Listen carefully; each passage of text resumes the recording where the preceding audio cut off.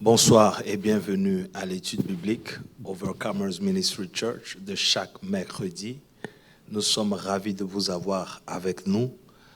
Et encore ce soir, Dieu va nous faire cette grâce-là de pouvoir parler de lui, mieux le connaître, afin de pouvoir établir notre chrétienté. Alors, comme d'habitude, j'ai avec moi des éminents hommes de Dieu qui vont vous saluer, qui vont vous bénir. Et puis le pasteur Moses va prier pour qu'on démarre l'étude. Shalom, c'est l'apôtre. Dieu vous bénisse. Shalom, peuple de Dieu, que Dieu vous bénisse. Voilà, pasteur Moses, prière. Notre Dieu, notre Père, nous voulons vous dire merci pour cette autre rencontre, pour cette autre opportunité qui nous a donné de mieux vous connaître, de mieux parler de vous. Seigneur, prenez le contrôle de ce moment. Bénis ces instants par la présence de votre esprit qui conduit toutes choses et bénis tous nos écouteurs et donnez-leur, Seigneur, un esprit de compréhension et d'application. Au nom de Jésus. Amen. Amen. Alors, comme chaque mercredi, nous sommes avec vous. Nous, en tant que fils de Dieu, nous ne sommes jamais fatigués de la parole de Dieu. La parole est notre essence. Amen. On peut avoir l'impression que c'est une routine, on revient sur les mêmes choses, mais il faut comprendre que même Dieu nous rappelle certaines choses déjà dites, écrites dans la parole, pour toujours nous rafraîchir et nous amener à réaliser qu'il y a toujours quelque chose à apprendre, il y a toujours à ajouter à ce que nous pensons connaître. Donc c'est important de toujours mettre un peu d'expectation quand tu écoutes l'étude. Ta préparation personnelle est importante. Donc, je vais te demander aussi de partager le direct, d'inviter quelqu'un et prendre note, pose des questions, c'est important. Peut-être que ce n'est pas utile maintenant, mais par rapport à ta marche, ce sont des choses qui vont te suivre. Donc, sans plus tarder, nous allons démarrer notre étude. Nous sommes sur... on a donné le titre en anglais qui était From Believing to Knowing. Yeah.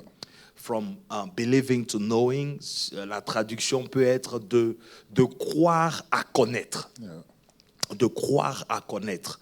Et on a été bénis ce dimanche, comme d'habitude. Si tu ne fais pas les cultes avec nous, tu n'as pas un endroit où tu peux prier. En tout cas, moi, je te suggère de nous joindre les dimanches. Et je sais que ta vie va prendre une tournée agréable. Au nom de Jésus. Pasteur Moses, impression déjà par rapport à ce message poignant du dimanche. Qu'est-ce que tu peux déjà nous dire pour planter le décor? Ouais, je voulais appuyer sur ce que tu as dit à l'introduction. Yes. À savoir que la répétition est pédagogique. Dans le milieu scolaire, ça, on le répète. Mais Dieu aussi le dit dans la Bible. Il dit, gravez-la. Yes. Enseignez-le à vos enfants. Et il dit encore, gravez-le sur des tablettes. Et ramène-le à ma mémoire. Donc quand Dieu dit cela, ça veut dire qu'il faut répéter. C'est une répétition continue. Donc ce n'est pas mauvais. Et à chaque fois que vous avez l'occasion de lire un verset biblique, mais quand vous le relisez, le Saint-Esprit vous explique différemment. Amen, amen, amen. Donc vous êtes bénis d'être connectés. Ce dimanche, on a été bénis. Amen. On a été richement bénis. Et ça, pour ma part, c'est pas pour les enfants. C'est pas pour les enfants. J'ai très bien aimé l'introduction qui a été faite avec 2 Timothée 1, 12. OK. De ces 2 Timothée 1, 12, le bishop a tiré une trilogie.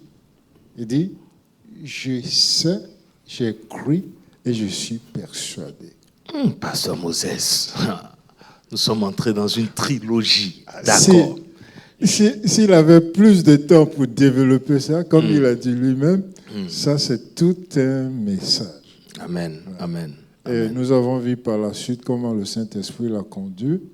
Et ceux qui étaient présents, en tout cas, étaient bénis. Absolument. Et à la fin, on le cherchait même pour lui dire merci. Mais la porte était close. Amen, amen, amen. Mais ceux qui avaient plus de courage, certainement l'ont appelé et d'autres l'ont testé. Amen. Donc, merci Bishop pour le message. Alors, Bishop, bon, c'est vrai que tu es touché au bras, mais la parole est toujours. Amen. Et le Saint-Esprit est là. Amen. Pour nous soutenir dans nos faiblesses. Voilà. Donc, tout de suite, par rapport au message de dimanche, on va revenir sur les détails, mais de façon générale, s'il y a quelque chose que tu veux, en tout cas, rappeler, juste, voilà, par rapport à ce message-là, qu'est-ce que ça serait l'accent vraiment sur? La première des choses, c'est que Dieu est esprit. OK. Et parce que Dieu est esprit, ses méthodes vis-à-vis de nous sont différentes. OK. Et on n'a pas les mêmes relations avec Dieu. Ça veut dire que la manière d'opérer dans la vie de tout un chacun, la manière de Dieu d'opérer dans la vie de tout un chacun est différente. Amen. Et si on ne le connaît pas, Oui. on aura l'impression qu'il n'est pas là qu'en réalité, il est là. Il est là.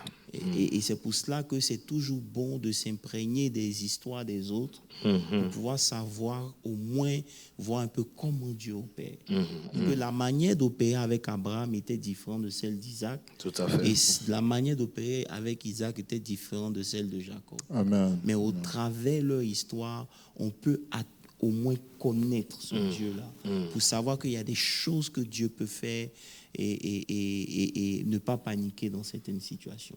Amen. Amen, amen, amen. D'accord. Donc, pour commencer, parce que on a dit... Oui, vas-y. Pardon. Parlant Vas-y. de ce que Dieu peut faire et de ne pas paniquer, il a dit quelque chose dimanche. Il dit souvent, Dieu ne répond pas à nos prières parce que Dieu sait où il nous envoie.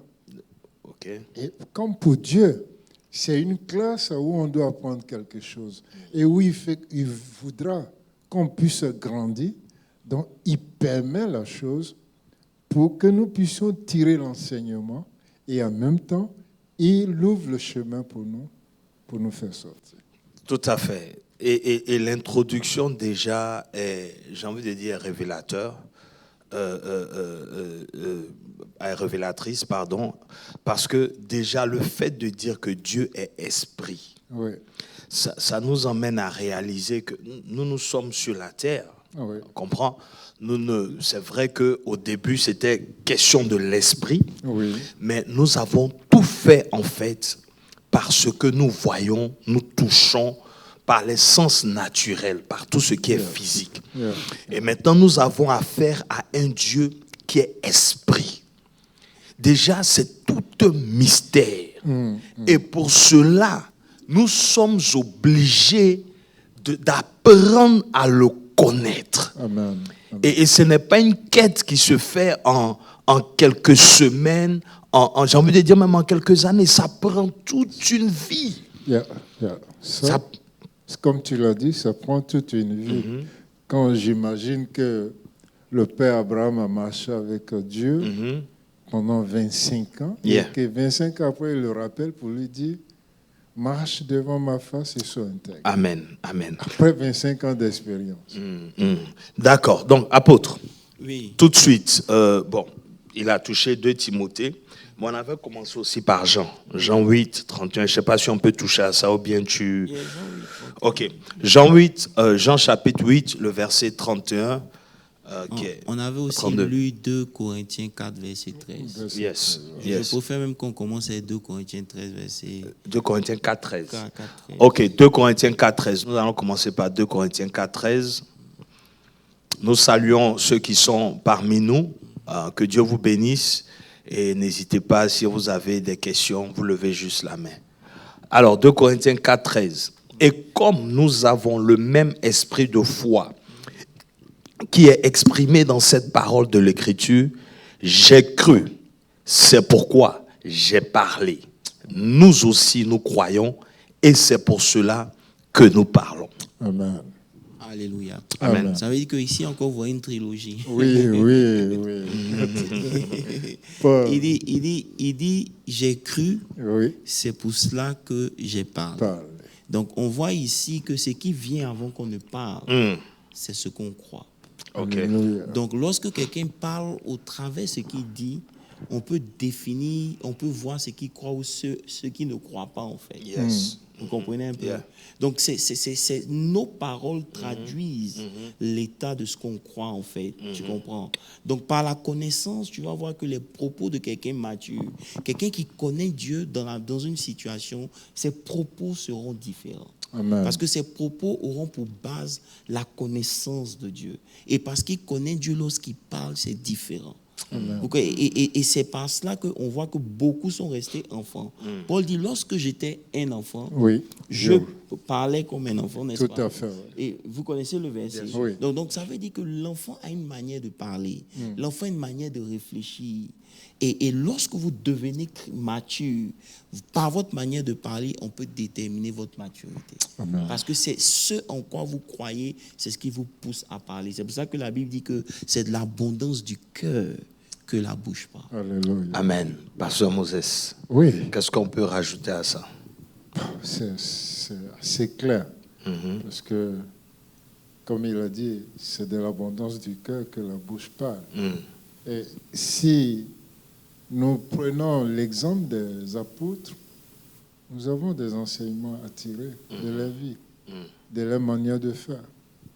Paul nous dit, lorsqu'il était enfant dans le Seigneur, on l'a vu persécuter l'Église. Tout à fait. Mais lorsqu'il est devenu fils, il a changé de nature.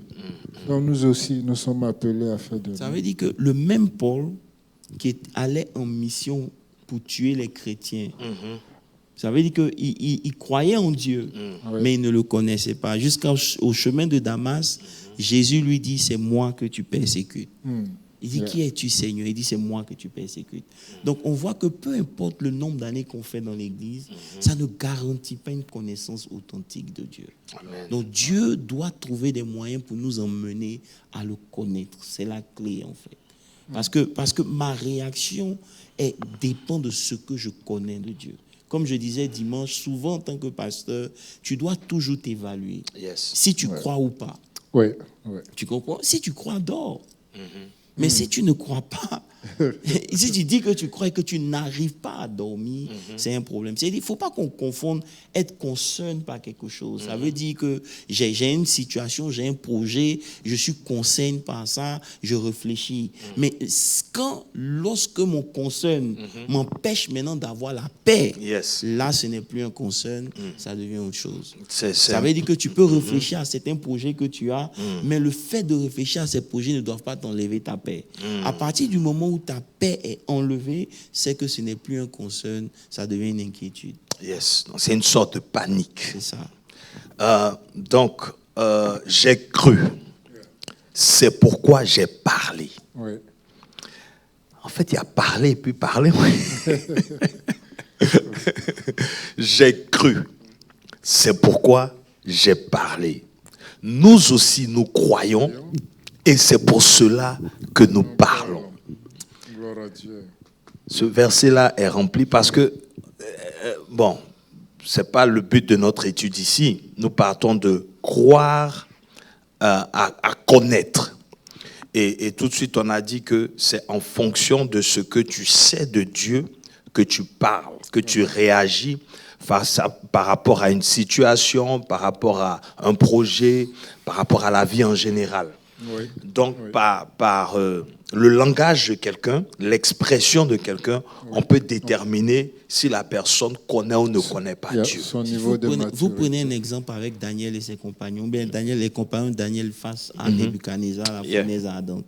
Ça veut dire que lorsque Nebuchadnezzar parle, lorsque le feu, ça veut dire ils sont conscients de qui est Nebuchadnezzar. Oui. Il était le roi de toute la terre, il avait droit de vie et de mort sur n'importe qui.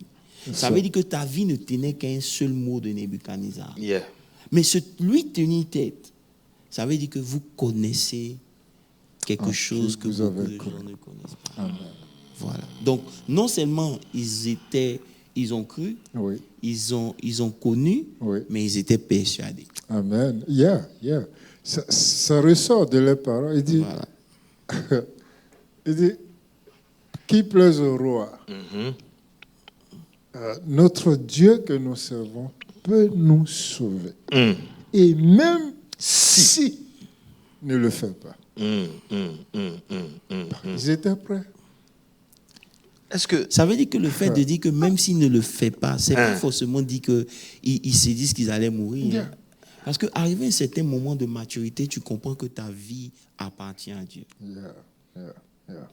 Et il est libre de prendre quand Donc ça veut dire que Dieu peut faire de ta vie ce qu'il veut, mais une chose est sûre, c'est que toute chose concourt au bien de ceux qui aiment Dieu. Alléluia. Donc comment Dieu va faire, ce n'est pas important, mais une chose est sûre, c'est que leur vie va concourir au bien de ceux qui aiment Dieu. Donc c'est un level de maturité en fait.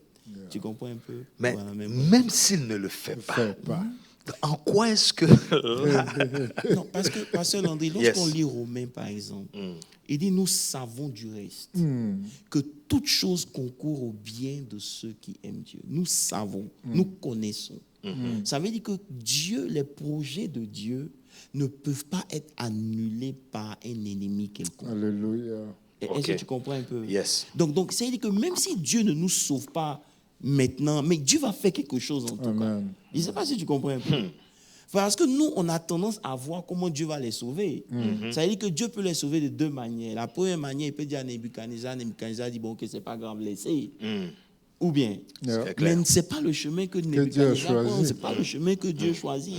Mais peu importe le chemin que Dieu choisit, lorsqu'il s'agit de ta destinée, lorsque tu le connais, tu dois être en paix. Amen. Parce que ça va concourir à ton bien. Alléluia. Mais Parce que pour dire que même si Dieu ne nous sauve pas, nous croyons en lui. Et nous n'adorerons pas ta statue. Ça veut dire que C'est donc leur connaissance n'est pas basée sur l'intervention. Non, c'est de c'est ça pas que je abstrait. parle. C'est pas une connaissance abstraite. Non, parlons un peu de ces choses. Parce que ça veut dire que si... Vas-y. Oui, si on rentre dans la grammaire hébraïque, lorsqu'un hébreu te dit « je sais », ça veut dire qu'il a expérimenté, ça veut dire qu'il a exercé. En fait, c'est la pratique. OK. Donc, il n'y a pas de savoir abstrait chez les Hébreux. OK. Ça veut dire qu'en plus de cela, parce que ce que Pasteur Moses dit est très important, ça veut dire que les définitions sont très importantes. Connaître, c'est avoir expérimenté.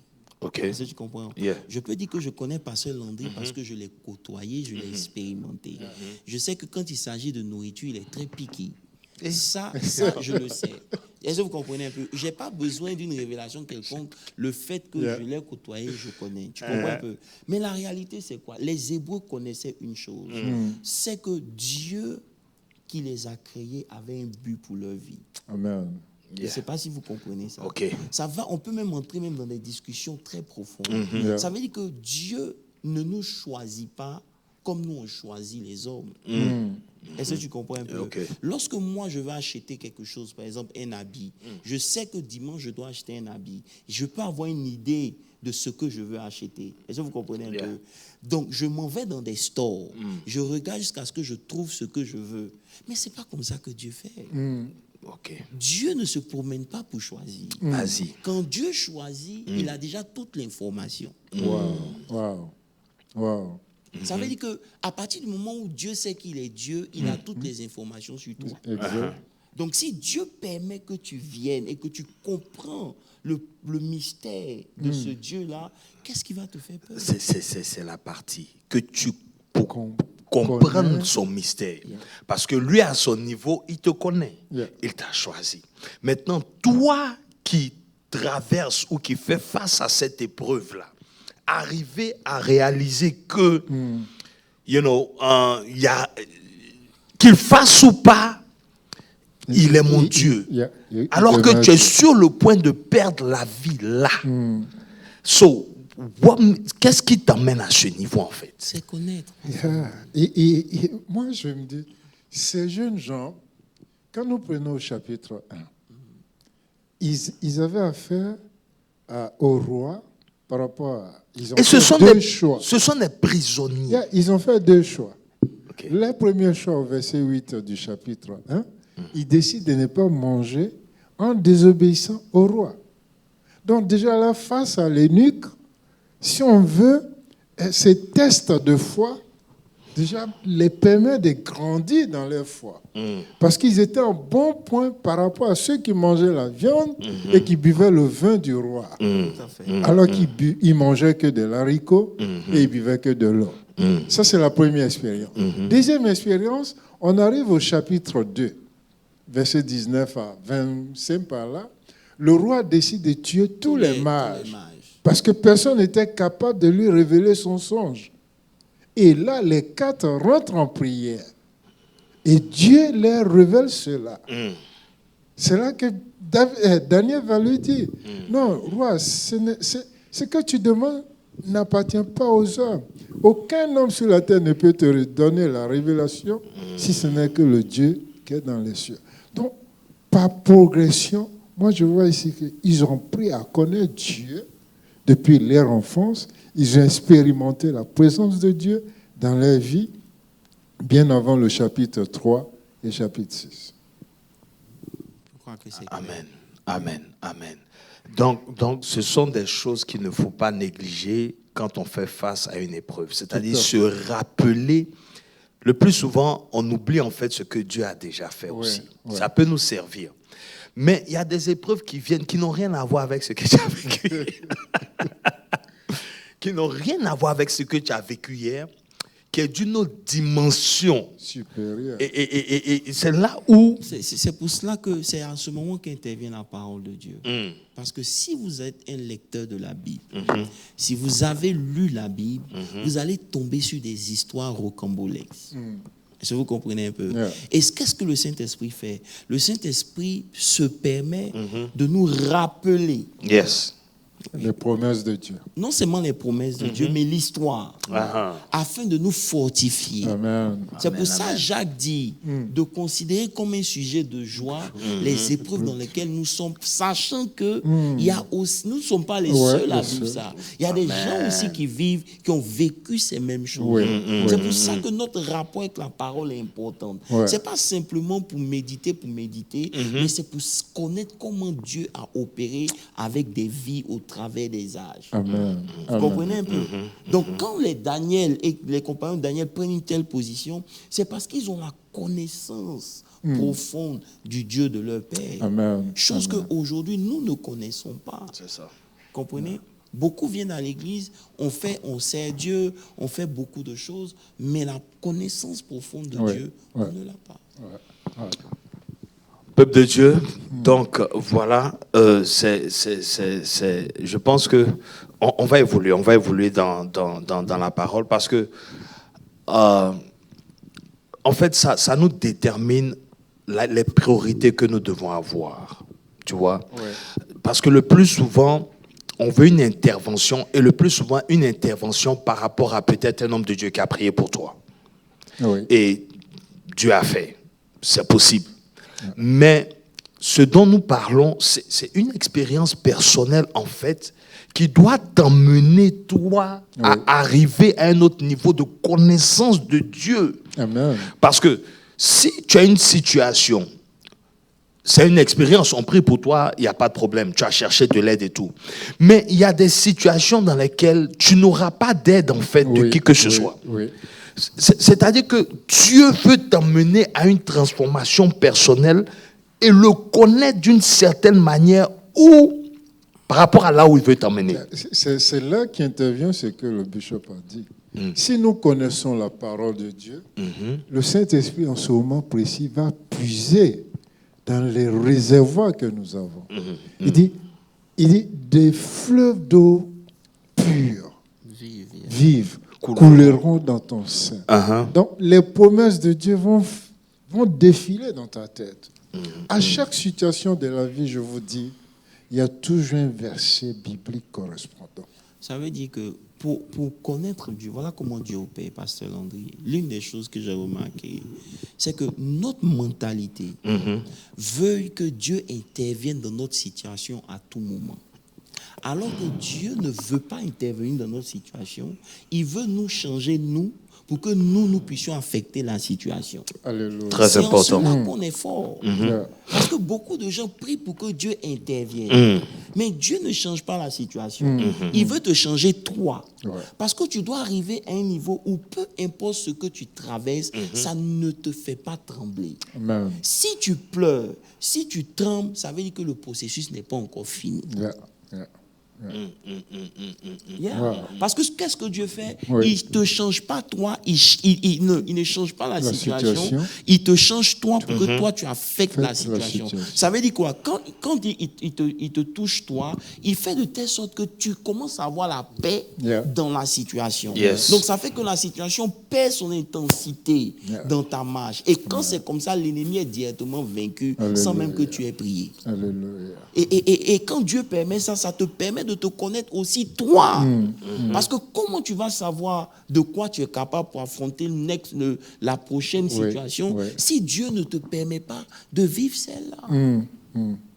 Yes, Et yes. ça, c'est Donc- ce qu'ont donc, vécu les Dans apôtres. l'exemple de dimanche, donc qu'est-ce qui a fait la différence? Les 12 espions. Que 10 disent que nous ne pouvons pas, nous sommes à leurs yeux comme des sauterelles devant les fils d'Anak. Et puis 2, qu'est-ce qui a fait la différence? Pourtant, ils étaient tous... La chose la plus importante pour Dieu, c'est ce que nous pensons de Dieu.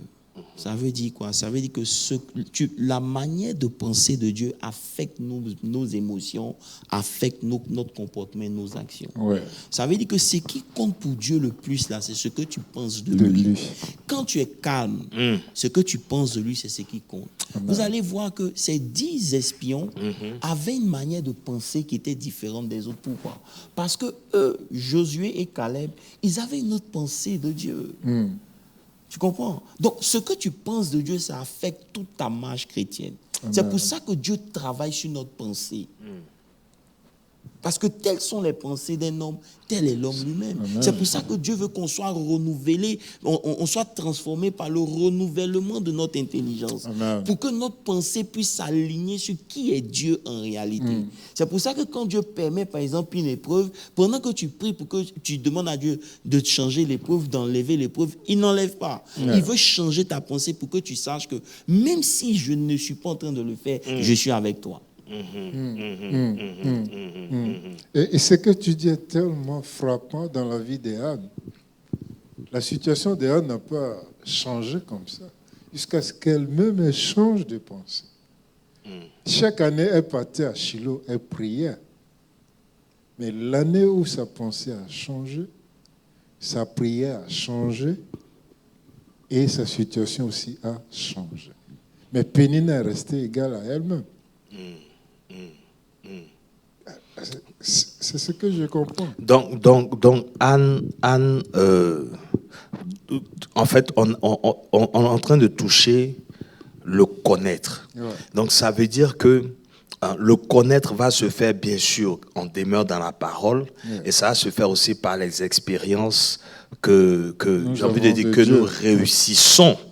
Parce que si devant les mêmes épreuves, tu as les mêmes réactions, ça veut dire que tu n'es pas en train de grandir. Prenons par exemple un exemple. Parlons dans la parole de Dieu. C'est une très bonne question. Lisons ensemble 2 Rois 2, le verset 9.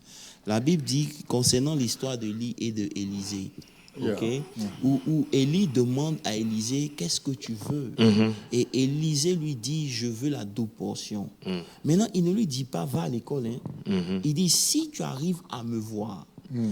Il dit, lorsqu'il eut passé, Élisée dit, Élisée, demande ce que tu veux que je fasse pour toi avant que je sois enlevé d'avec toi. Élisée répondit, qui est sur moi, je te prie, une double portion de ton esprit. Élie dit, tu demandes une chose difficile, mais si tu me vois, pendant que je serai enlevé d'avec toi, cela t'arrivera ainsi, sinon cela n'arrivera pas. Wow. Quelle était la condition pour que ce que Élisée demande arrive? C'est de voir. C'est de voir. Voir quoi? Tu comprends un peu? Ça veut dire que lorsque vous étudiez, par exemple, le mot voir dans l'Ancien Testament, c'est Eido. E-I-D-O. Tu comprends un peu? Dans le Nouveau Testament, le même mot là veut dire connaître. Yeah. Tu comprends? Voir, c'est connaître. C'est-à-dire que quand tu connais, tu vois. Et voir est important pour Dieu. Voilà pourquoi quand Dieu, devant Jéricho, qu'est-ce que Dieu dit à Josué? Je te demande. Qu'est-ce que Dieu dit à Josué devant Jéricho, devant la muraille de Jéricho? Oui. Je ne sais pas. Qu'est-ce qu'il a dit? Il dit, vois, je te livre Jéricho entre tes mains. Ok. Ça veut dire que par ta vue, tu as accès à ce dont tu as besoin. Amen. Donc, ce que tu ne vois pas de Dieu, Dieu ne peut pas l'expérimenter ou le manifester dans ta vie. Wow. Je ne sais pas si tu comprends ce que je suis en train de dire. Wow. Vas-y. Ça c'est fort. Attends. Donc, bon. Non, allons-y, pasteur André. Non, c'est bon. Non, vas-y. Vois, je livre Jéricho entre tes mains. Il dit vois. Pourquoi Dieu dit vois avant de livrer? Ça veut dire que tu dois concevoir ça. Parce que tout ce que Dieu a fait, il a déjà fait. Ok. Tout ce qui nous concerne, Dieu l'a déjà fait. Dieu ne va pas venir te bénir. Tu as été déjà béni, tu es déjà béni. Maintenant, Dieu te demande de voir. C'est pour ça que quand Paul prie pour les Éphésiens, dans Éphésiens 1, il dit, ayant appris quelle est votre foi et l'amour que vous avez pour les saints, je prie que Dieu illumine les yeux de votre entendement pour que vous puissiez connaître quelle est la richesse. Ça veut dire quoi? Aussi longtemps que vous n'avez pas vu la victoire, elle ne peut pas se manifester. Amen. Tout ce que Dieu fait, il veut que vous le conceviez d'abord. Donc, connaître t'emmène de voir d'une manière différente. Je ne sais pas si on se comprend. Très bien. Lorsque je connais Dieu, je ne vois pas la situation de la même manière. C'est pour ça qu'il dit, si tu vois, ça veut dire que si tu arrives à comprendre le mystère, cela te sera donné. Maintenant, quand Élie vient, il dit, mon père, chat d'Israël, sa grande, c'est toi seul. Il a vu quelque chose dans Élie que personne n'avait vu. Il était le seul à l'appeler de telle manière. Ça veut dire que, attends, j'arrive. Il dit chat d'Israël. C'est-à-dire, à toi seul, tu es toute une armée. Reviens, s'il te plaît, au verset. Bon, il dit, ce que tu demandes est une chose difficile. Tout à fait. Mais, si tu me vois, bon. Non, il y a une démarcation. Mais, si tu me vois. Ça veut dire que tout ce que tu demandes va être difficile. Mais si tu peux voir Dieu faire, ça veut dire que tu crois qu'il est capable. Crée la chose dans ton tu appelles la chose à l'existence.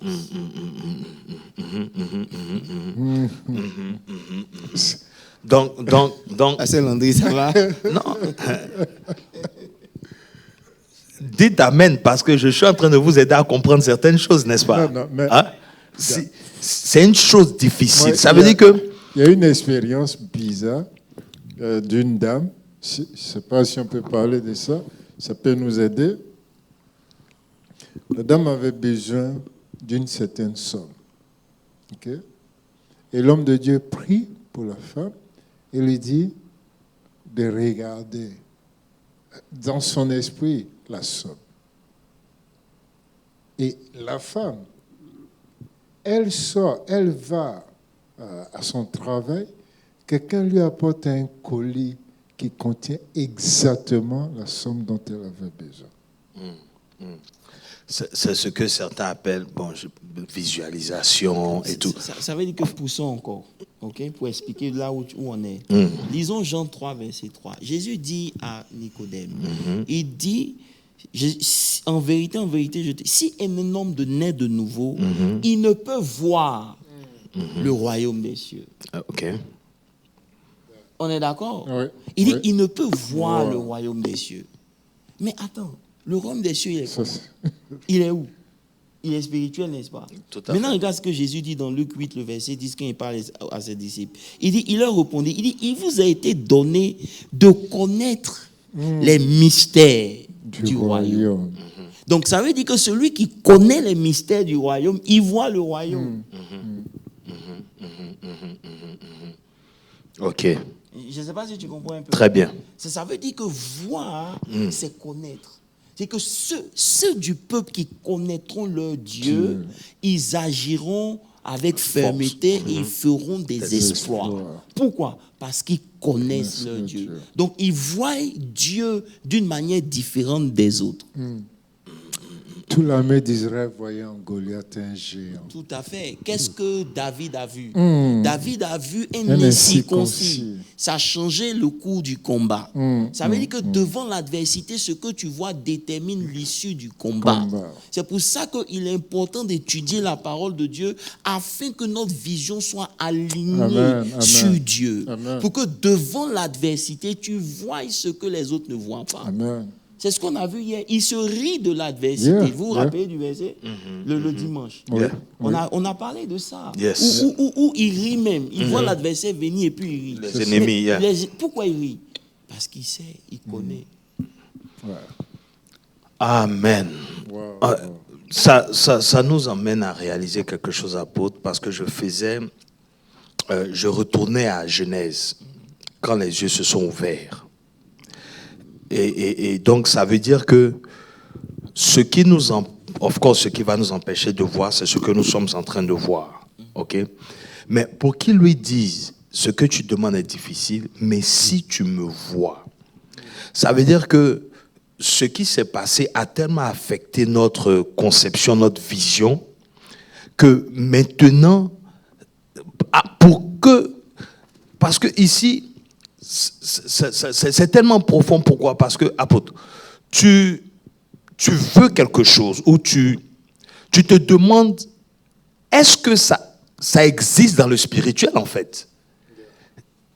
Est-ce que c'est ça? Oui. Ça dit que, parce que pour que le prophète dise, si tu me vois, ça veut dire que ça existe déjà. Comme tu as dit, c'est déjà fait. Donc, tu arrives à un niveau où tu crois que c'est fait ce que tu demandes là. C'est déjà fait dans le spirituel. Et donc, tu peux maintenant concevoir cela pour amener à réalisation. Mais mon apôtre, à ce niveau-là, bon, c'est comme ça que les inventions se font. Hein. Des gens, ils voient, ils réfléchissent comme ça. Et puis, ça un rêve, mais c'est-à-dire, ils voient. Mais c'est dissocier justement l'imagination là de maintenant le plan de Dieu, en fait. Ça veut dire qu'aujourd'hui, on continue de subir les effets de la chute d'Adam. Comprenez un peu? On continue de subir les effets de la chute d'Adam. C'est pour ça que malgré qu'on soit devenu chrétien, si vous ne vous engagez pas sur un chemin de croissance spirituelle, vous allez rester toujours selon Adam. Vous comprenez un peu? Vous allez nourrir Adam au lieu de nourrir Jésus. Vous comprenez un peu? Donc, le fait qu'on ne voie pas, c'est un problème. Sérieux. Pourquoi? Parce qu'on ne s'engage pas pour voir. Vous comprenez? Le meilleur moyen de voir, c'est dans la parole de Dieu. Yes. Amen. Vous comprenez? On prend l'exemple bien de, comment on appelle ça, de cette femme qui perdait le sang. Lorsque cette femme a perdu le sang, la Bible dit qu'elle s'est dit dans son esprit que si elle touche, elle sera guérie. Donc, elle avait déjà vu quelque chose. Pourquoi? Parce qu'elle savait que la Bible dit que le Messie allait venir et sur le pan de sa robe, il allait avoir la guérison. Tu comprends un peu? Donc, elle a compris que sur le pan de sa robe, il y avait la guérison. Mais c'est venu d'où? C'est venu de la parole de Dieu. C'est ça. Est-ce que tu comprends un peu? Maintenant, regarde ce qui se passe. Après cet événement, la Bible dit que plusieurs d'entre eux sont venus aussi toucher le pan et ils ont été guéris. Amen. Tu vois un peu? Ça veut dire que lorsqu'ils ont vu que cette femme a fait quelque chose et que ça produit quelque chose, automatiquement, ils ont cru. Et parce qu'ils ont cru, automatiquement, c'est arrivé. Et ça rejoint ce que tu as dit, que tu peux connaître Dieu par l'expérience des autres, parce que tu... Yes. Oh, wow. C'est ça. Connaître. C'est pour cela qu'on doit faire attention à nos opinions de Dieu. Ton opinion de Dieu ne justifie pas que tu connaisses Dieu. Une opinion, c'est une pensée personnelle que tu peux avoir sur un sujet bien précis. Ce que tu penses de Dieu n'est pas forcément qui Dieu est.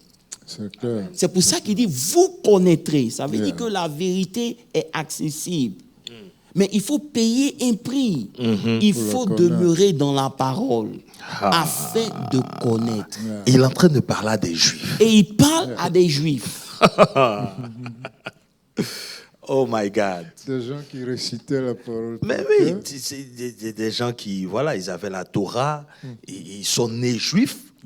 Et il leur dit, vous connaîtrez, si vous demeurez dans ma parole, vous connaîtrez la vérité. Et la vérité vous affranchira. Donc jusque-là, il n'était pas affranchi. Non.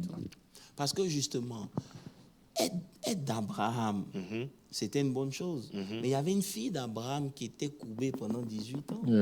Ça veut dire qu'il n'avait pas compris que l'esclavage dont Jésus parlait était un esclavage spirituel. Et que seulement Jésus avait la capacité de les affranchir. Comment. C'est pour ça qu'on dit venir à l'église, ce n'est pas ce qui sauve. C'est notre relation personnelle avec Dieu. Ça veut dire que Dieu arrivait à un certain moment. J'étais en train de préparer mes interventions sur Washington et tout. Et je réfléchissais un peu sur la mort de Jésus. Ça veut dire que la mort de Jésus était une mort horrible. Vraiment. C'était une mort horrible. Il aurait pu mourir de toutes sortes de morts. Mais la mort dans laquelle que Dieu a choisi pour lui, c'est un message. Mais ce n'est pas ça le plus important. Le plus important. Tu as dit ça pourquoi? Je veux dire quelque chose. Ce que je veux dire, c'est quoi? C'est que tu regardes Jésus dans sa marche sur la terre. Il est le symbole de la puissance. Yes. Il n'y a personne qui a pu guérir comme Jésus guérissait. Non. Il n'y a personne qui a appelé à ressusciter les morts comme Jésus ressuscitait les morts. C'est-à-dire que quand tu prends l'exemple même de Lazare, Lazare est mort, ça fait 4 jours, il commence à sentir. Mais Jésus dit Lazare, quand il dit Lazare, il y a plusieurs Lazare dans le monde spirituel. Bien sûr. Plusieurs Lazare, yes. Mais son Lazare s'adresse à une seule personne. Tout à fait. Automatiquement, l'âme et l'esprit se rejoignent. Yes. Alors qu'il est en train de prier, le corps décomposé. Tout le corps décomposé commence à prendre mouvement au point que même quand il est attaché, il sort. C'est ce Jésus puissant-là dont on parle. Tout à Maintenant, fait. quand il est sur la croix, il dit, mon Père, pourquoi m'as-tu abandonné? Il y a quelqu'un qui a une question? Il y a une question?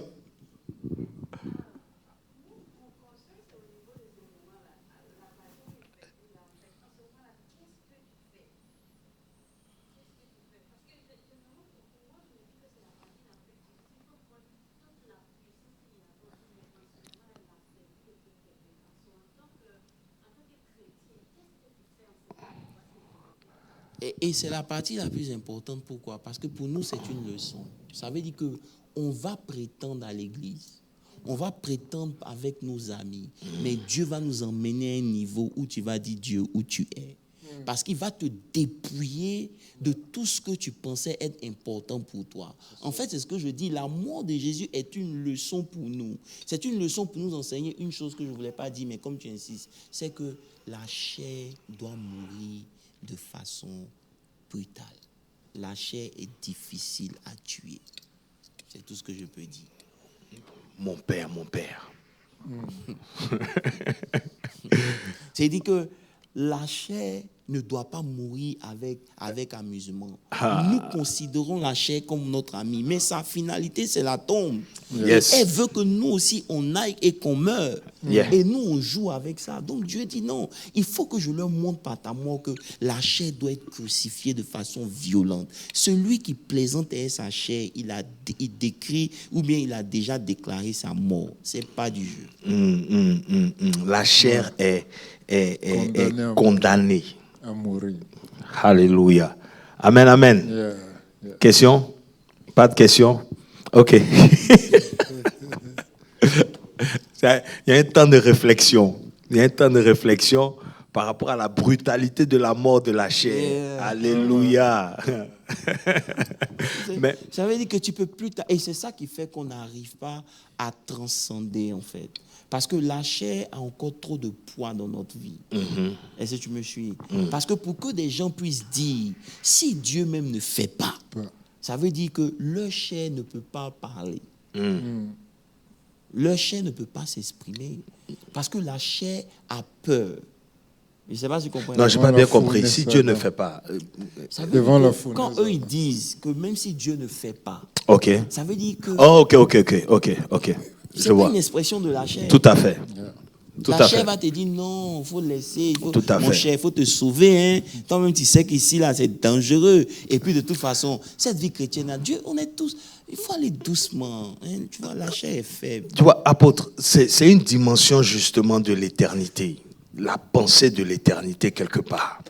Tu te dis que ta vie ne se limite pas. En fait, c'est de ça que je parlais. Ça veut dire que aussi longtemps que nos pensées ne se sont pas ajustées avec qui nous sommes en réalité, Yes. et que nous ne comprenons pas que avant même qu'on soit sur la terre, Dieu avait déjà toutes les informations et Dieu sait ce qu'il fait. Tu comprends un peu? On ne va pas pouvoir prendre certaines décisions. C'est clair. Tu vois. Et on va rester au niveau de croire. Tu comprends un peu? Mais croire et connaître, c'est deux choses différentes. Amen. Donc, qu'est-ce qu'on dit directement au peuple? C'est-à-dire, nous sommes en train de voir ici que par les exemples dans la Bible, on peut arriver à être fortifié pour traverser une épreuve. Tout à fait. Nous sommes en train de comprendre aussi que notre conception de Dieu, c'est très important pour nous permettre de résister, d'affronter toute situation. Et puis, la relation personnelle, ou j'ai envie de dire l'intention d'expérimenter ce Dieu-là aussi.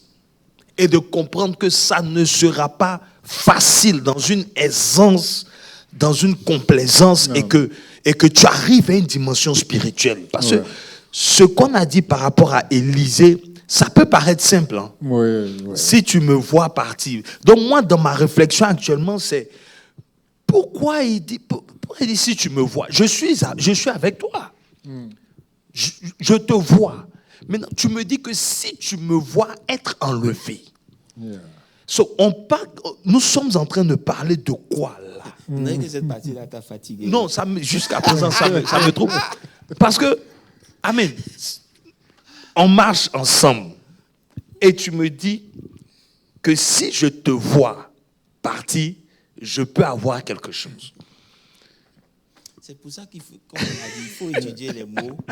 Voilà, c'est qu'on est. Il dit, tu me vois. Donc, il avait une dimension de lui et il a obtenu. Donc, moi, je comprends que avec Dieu, voir est important.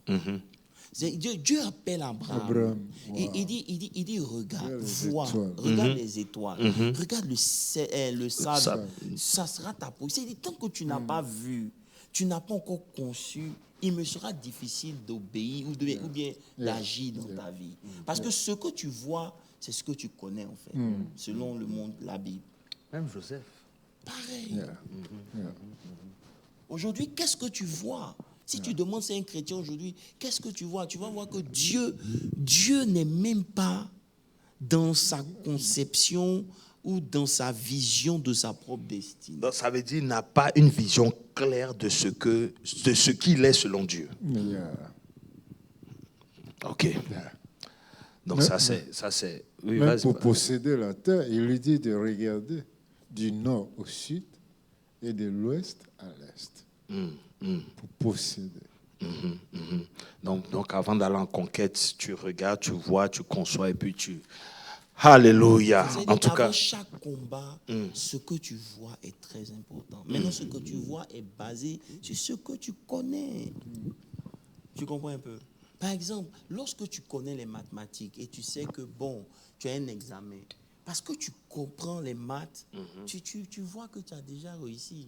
Ce n'est même pas un problème pour toi. Mais le challenge vient lorsque ta connaissance est douteuse. Donc, tout ce que tu vois, c'est une possibilité d'échec. Et c'est pour cela que connaître Dieu va nous mettre à une position où ce qu'on voit là, c'est ce qu'on connaît. Dieu est fidèle. Mais pour arriver à ce niveau-là, ça demande un sacrifice. Voilà. Je sens qu'il y a une question. Vas-y.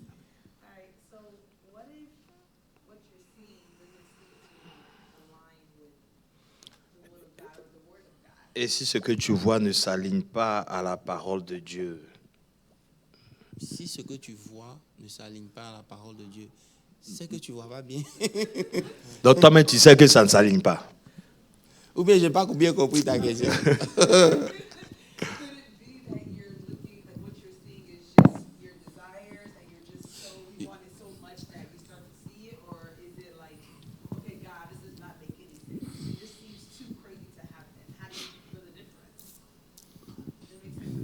Yeah, it makes sense. Vas-y, reprends.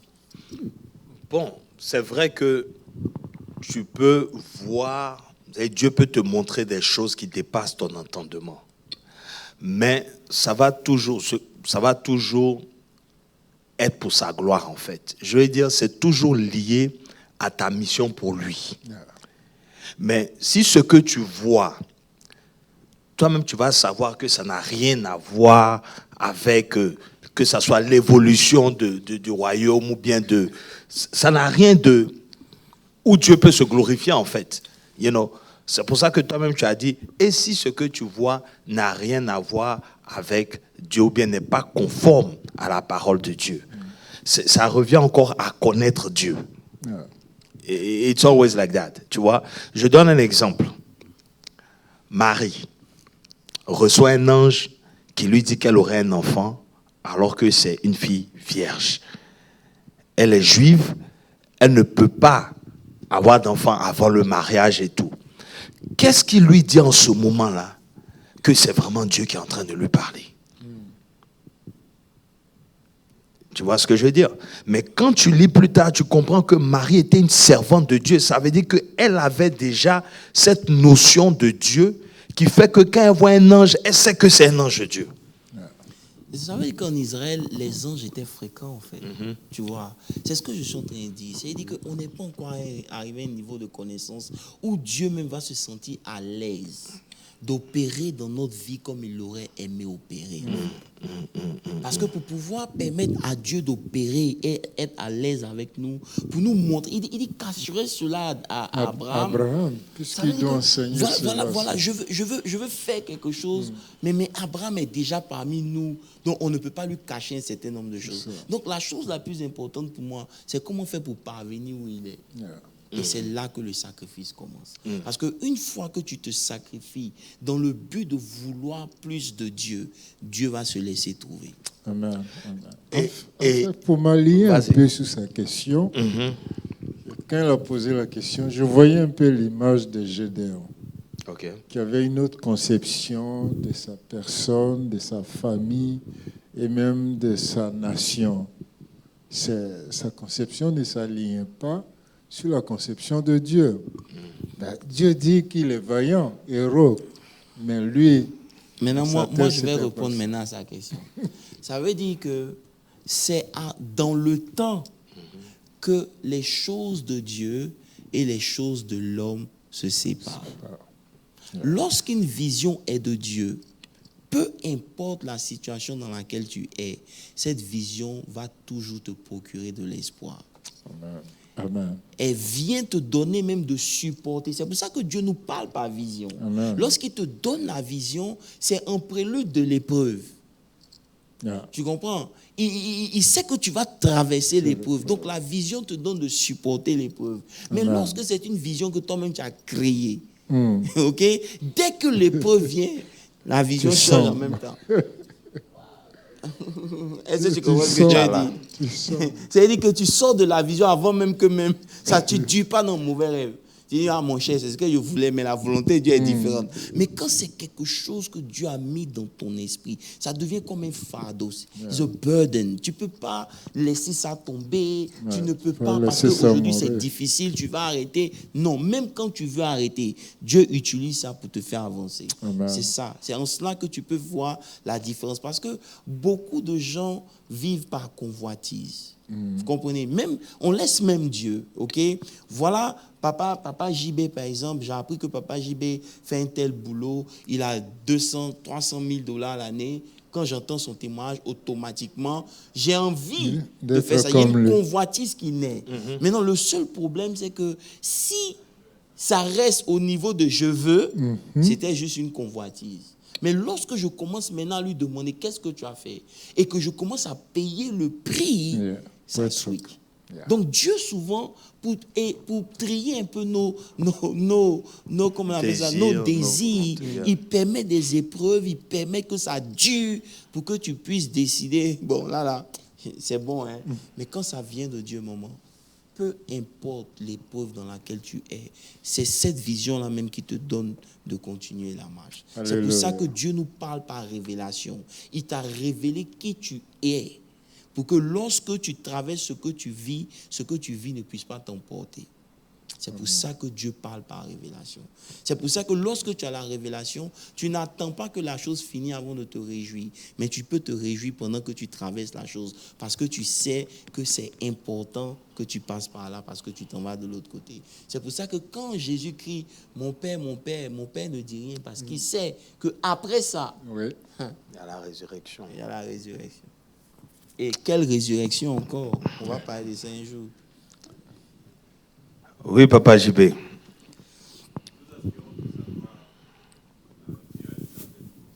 Nous aspirons tous à voir Dieu à une certaine dimension.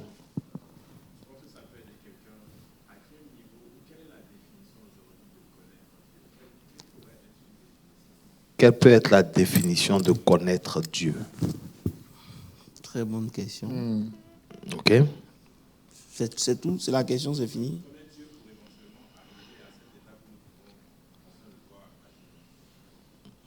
Ok. Alors, connaître Dieu. Connaître Dieu, par exemple, papa JB, c'est choisir la vérité de Dieu. Tu comprends un peu? Au-delà de ce qu'on pense. Est-ce que tu comprends? Quand je dis que je connais Dieu, ça veut dire que je choisis Dieu. Peu importe ce que moi je pense. Est-ce que tu me suis?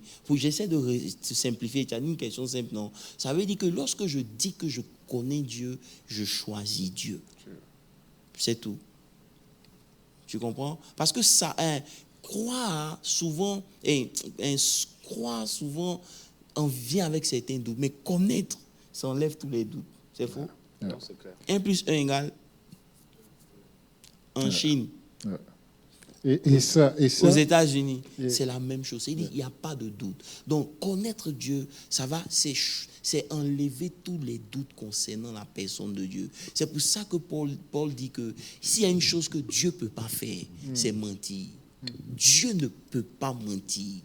Ce qu'il a dit, c'est ce qu'il va faire. Donc, lorsque tu parviens à ce niveau où tu te dis et que tu es persuadé, convaincu que Dieu ne peut pas mentir, c'est que tu le connais. Et ça me ramène encore, David, Bishop. Tout Israël croit en Dieu. Ils croient en Dieu. Même on peut dire, Saül croit en Dieu d'une certaine façon. Mais David, lui, il avait une expérience avec Dieu. C'est pour ça, quand Saül lui dira, non, tu ne peux pas aller te battre, tu n'es qu'un petit enfant. Maintenant, il rappelle au roi son expérience passée. C'est pour cela que, pasteur Moses, pour que tu continues, lorsqu'on lit, je donne le verset, puis je m'arrête. Quand tu lis pasteur Jacques 2, verset 19, il dit, tu crois qu'il y a un seul Dieu, tu fais bien. Les démons le croient aussi. Et ils tremblent. C'est pour ça que tu dois quitter au fait de oui, je crois, pour connaître ce Dieu-là. Est-ce que tu vois un peu? Donc, David, lui, il avait, comme on le dit, cette expérience-là. Et il dit au roi Saül, non.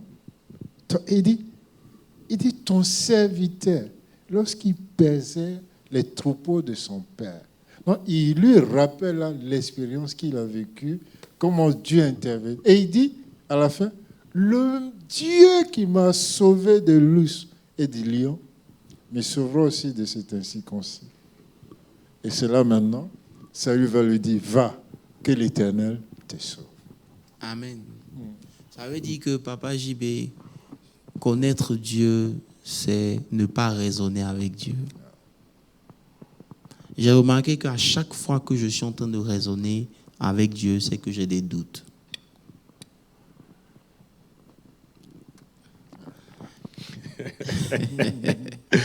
Ça veut dire que beaucoup de chrétiens raisonnent avec Dieu. Si Dieu dit va, il va dire c'est pourquoi. C'est pas mauvais de poser une question, Seigneur, pourquoi? C'est bon. Mais quand tu demandes ton pourquoi, ne raisonne pas avec Dieu. C'est du genre, Seigneur, non, moi, je n'ai pas voulu partir. On est sur la grâce, Bishop. Sinon, en temps normal, il va dire, bon, je te rends bobo jusqu'à ce que... Il a fait ça au papa de Jean-Baptiste. Tu voulais dire quelque chose? Yeah, je voulais lire un verset que tu as touché pour qu'on continue de demeurer dans la parole, en fait.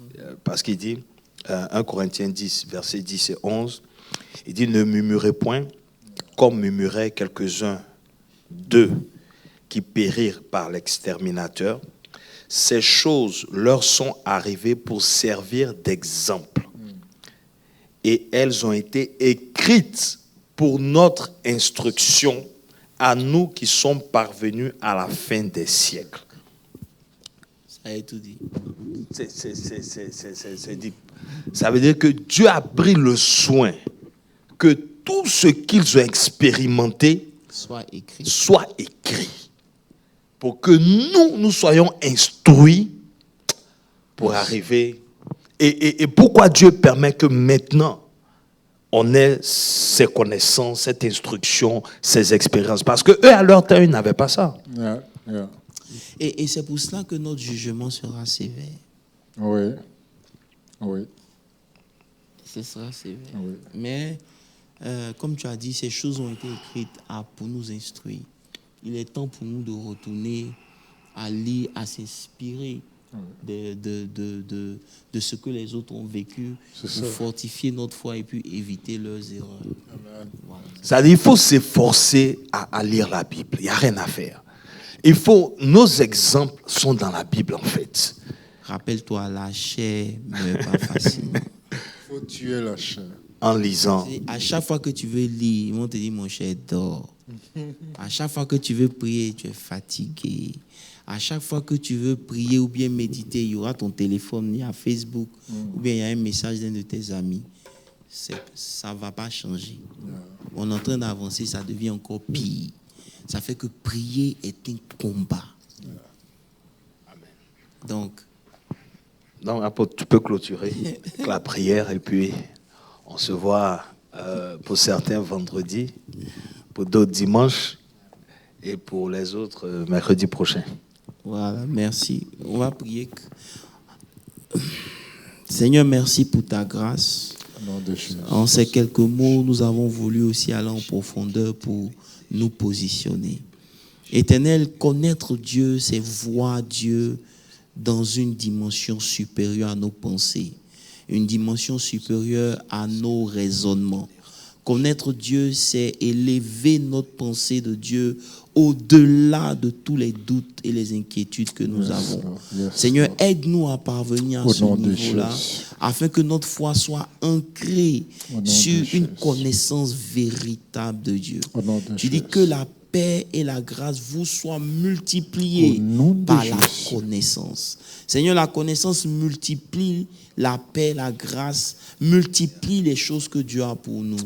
Donne à tes enfants, Seigneur, de s'adonner à la méditation de ta parole afin de te connaître.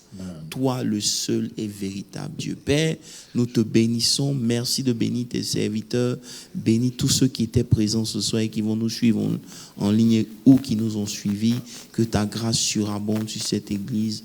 Au nom de Jésus, j'ai prié. Amen. Amen.